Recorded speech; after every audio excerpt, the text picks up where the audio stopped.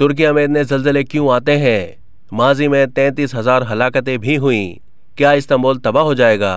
तुर्किया में 7.9 शिद्दत के जल्जले के बाइस 1500 से ज्यादा अफराद जाँ बहक हो चुके हैं। तुर्क सदर रजब तैयब उर्दवान ने इसे 1939 के बाद से बदतरीन जल्जला करार दिया है। 1939 में तुर्किया के एक सूबे में 7.8 शिद्दत का जल्जला आया था, जिसके नतीजे में 33,000 अफराद लुक़्मा अजल बन गए थे।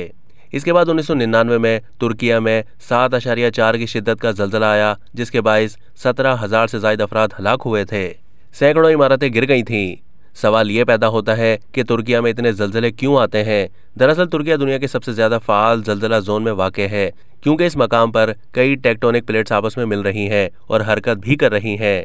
तुर्किया अनातोलियन टेक्टोनिक प्लेट पर वाक़ है, जिसके गिर्द अरबियन प्लेट, यूरेशियन प्लेट और अफ्रीकन प्लेट मौजूद हैं, और ये प्लेट्स मुकम्मल तौर पर हरकत कर रही हैं और फ़ाल हैं, जिसके बायस हर महीने ज़ेर ज़मीन हज़ारों जल्जले आते हैं। इससे पहले माहिरीन भी तुर्किया में बड़े पैमाने पर जल्जले से इस्तांबुल शहर की तबाही का खदशा जाहिर कर चुके हैं।